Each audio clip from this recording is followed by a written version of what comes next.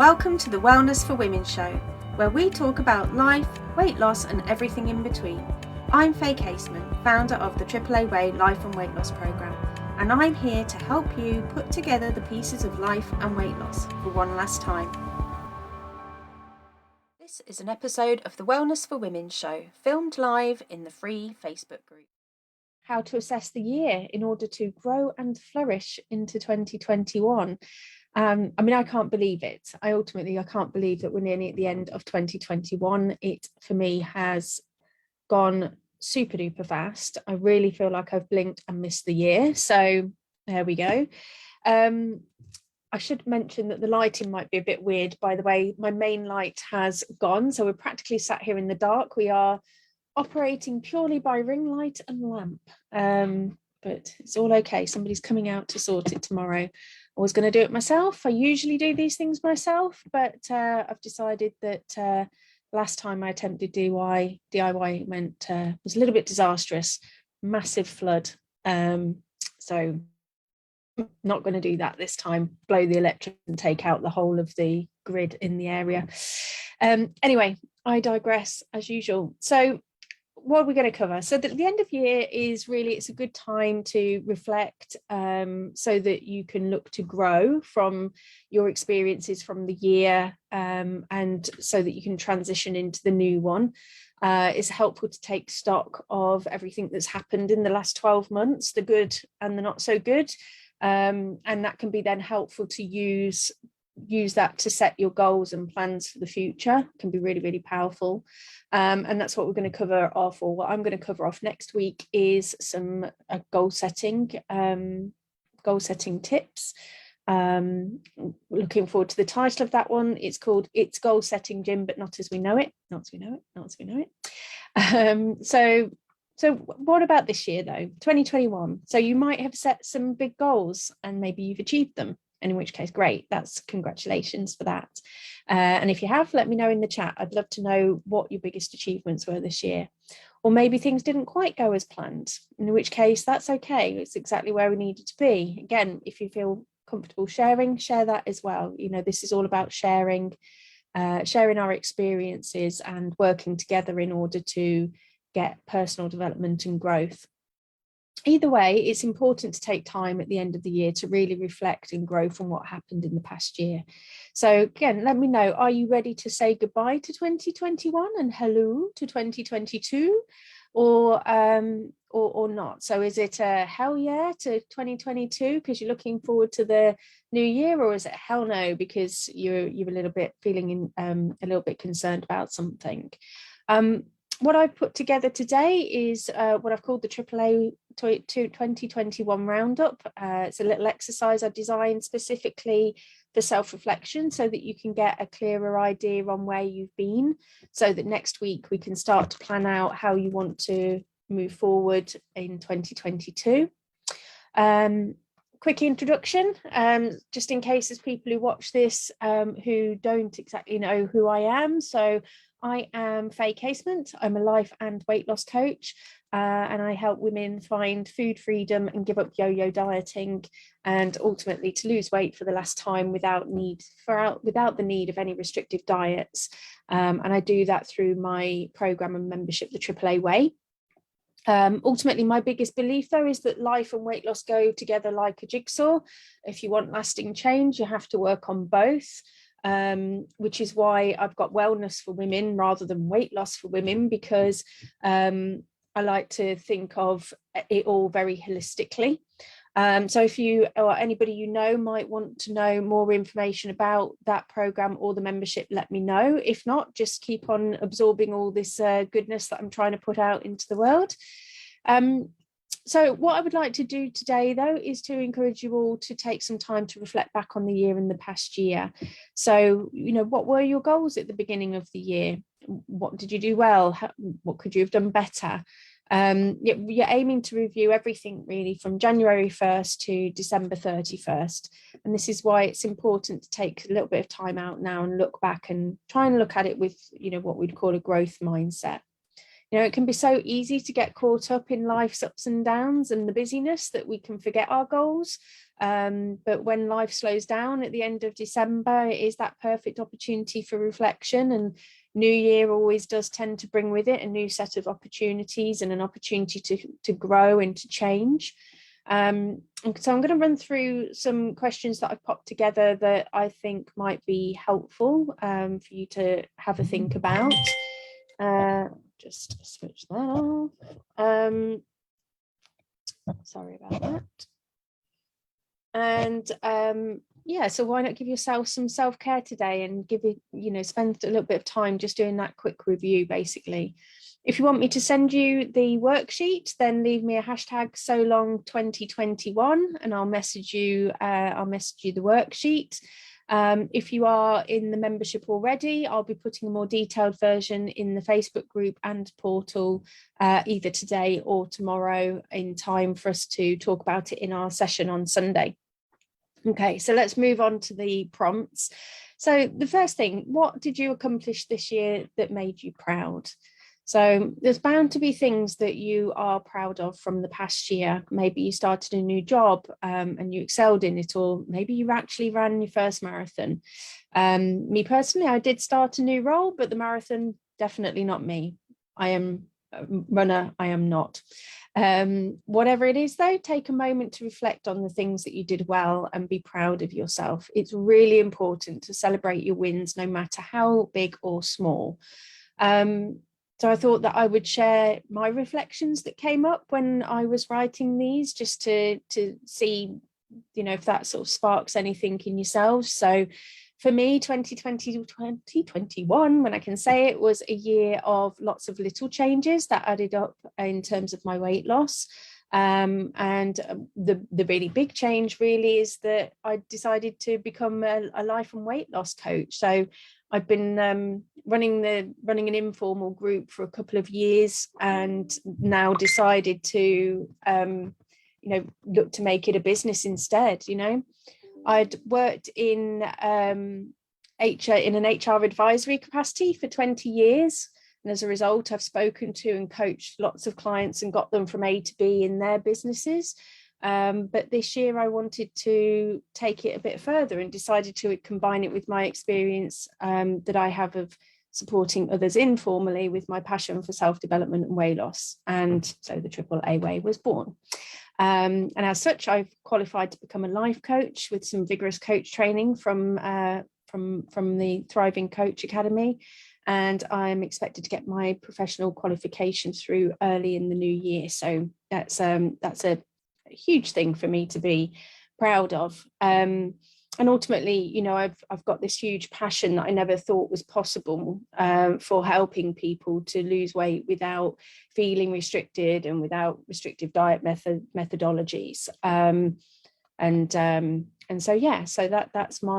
that's my proud achievement for this year, is that I'm doing something not completely different. I'm using all the skills that I've got, but I'm taking myself out of my comfort zone, and I'm very proud of myself for doing that. And the old me of a couple of years ago, before I started on my weight loss journey, wouldn't have done that. And it wasn't necessarily, I would have said, about the weight side of it, although losing 65 pounds has obviously been great.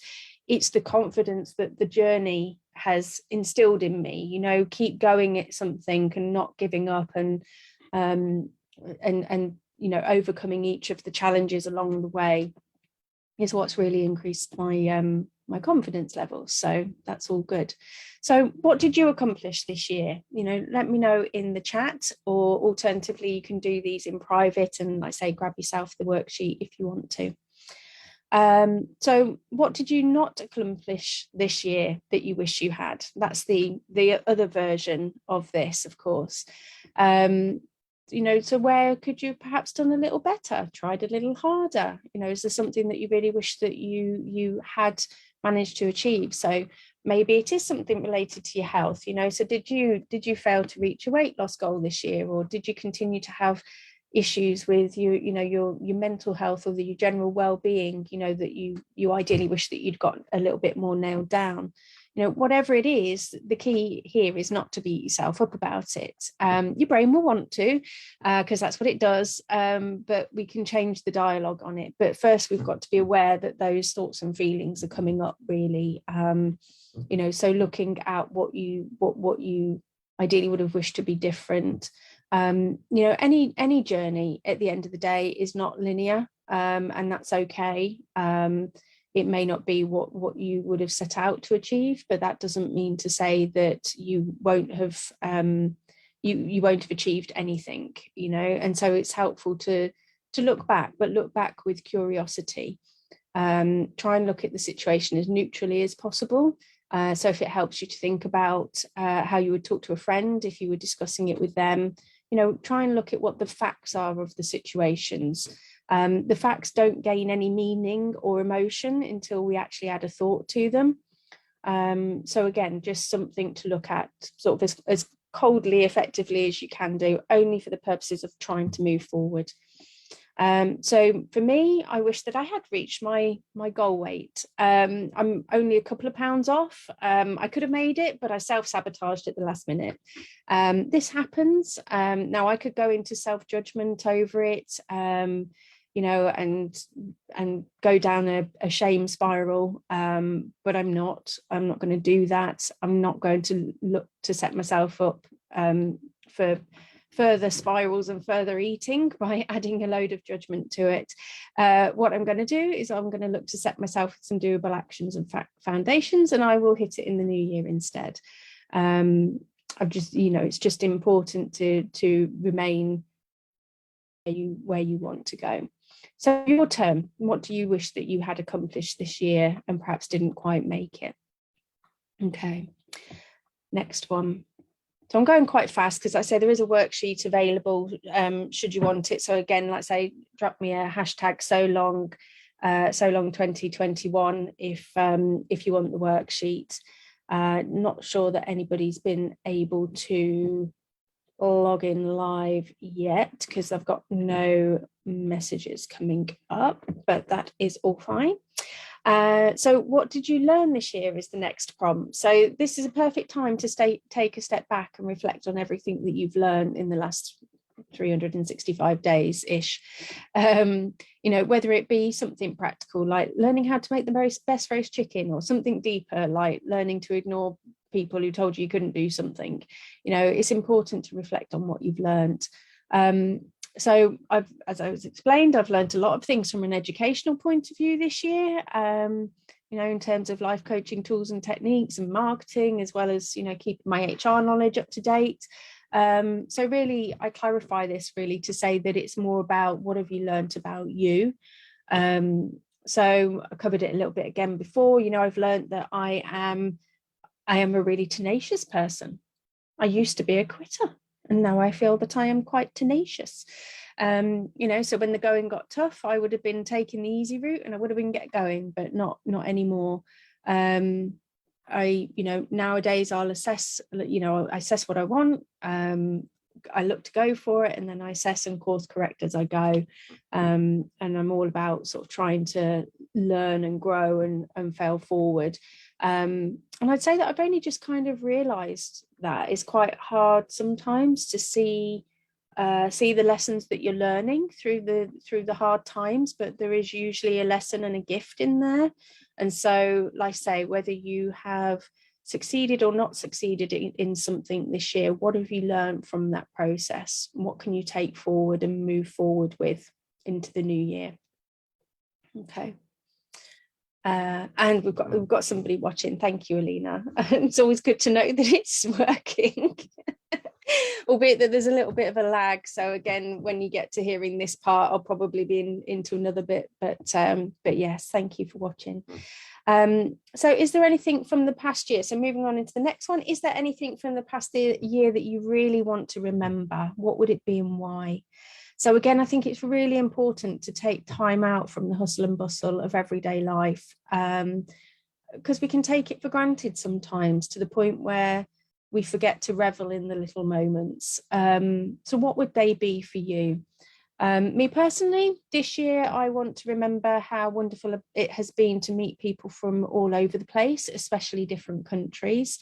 I marvel at the fact that the likes of Zoom and Facebook, which I'm coming through both of them to you now, allow me to connect and feel connected to other people and to be part of communities, even when we're physically apart. And that has been so important to me the past couple of years, especially with COVID. Not being able to meet up with people locally. But I have found new friends from the other side of the world now, thanks to the technology and the different things that I've done. And I will treasure this year as a result for that and the new friendships that I have formed. And you know who you are if you're watching it. And so I want to remember this, as connecting is so important and being part of a community, and that's what I really want to build on in 2022. And Kerry's watching as well. Hey Kerry, thanks for joining. Okay, and then the next one, what are your hopes for the coming year?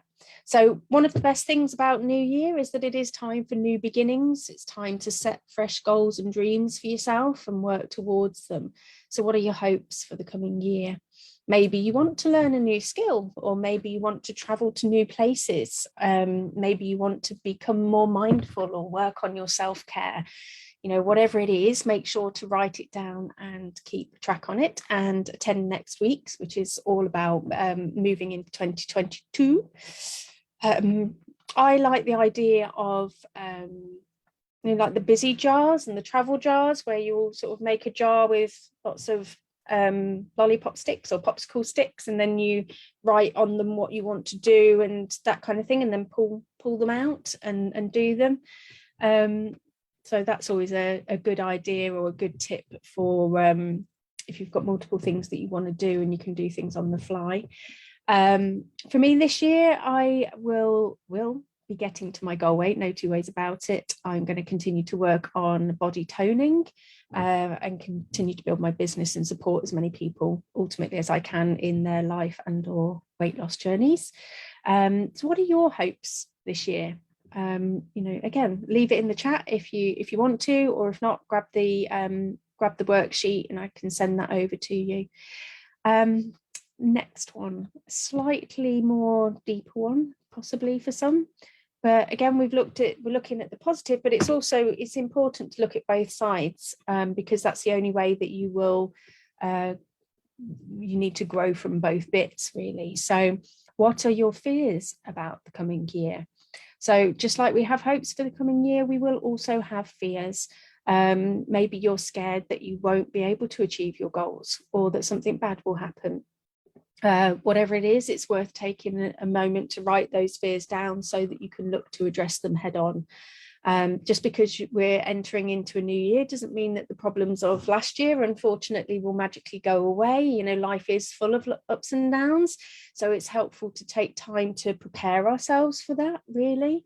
And look at looking at where you've been and what your fears are. Again, what it's going to do is it's going to bring it into your conscious mind, which I know could probably sound quite scary, but it's also then about you're bringing it into the right part of the brain, because these hopes and fears are all there in the back part of your brain, but that just works on automatic pilot and is what then throws up unhelpful thoughts and feelings sometimes. Whereas if we bring it to the front of our brain, that's where we go into problem solving mode, and so we can then start to look at how we're going to work on reducing that fear, or really saying to ourselves, are they true, is it going to come to fruition, that kind of thing. So whether it be coaching or something more practical in terms of, well, what are you going to do about it to make it stop something from happening, if it's within your circle of control, of course. So having had a recent health scare in my family, this is currently weighing very heavy on me. So my fears for next year is that I will not have the balance that I would like between my my friends and friends and family, and spending more time on other things than with them. So That's weighing heavy on me going into the new year, and therefore knowing that that is my fear, that I won't have quality time with my friends and family. I now know that that's a fear, and so I can do something about it. I can make a plan to make sure that I do see them, and again, it's there at the forefront of my mind now, so it's less likely to happen. Okay, so how can you make next year a better one than this one? So good trick for this could be to make a list of two lists, one for habits that you want to continue and another one for ideas that you want to implement in next year. Could be a great way to identify some positive changes that you could make to improve your day-to-day habits from 2021 to 2022. Don't want to go too far out there though with your planning, though a lot can change. So maybe just loosely flesh out 1 or 2 stretch goals, 2 or 3 big goals, and then focus more on an action plan for the first quarter of the year or something like that.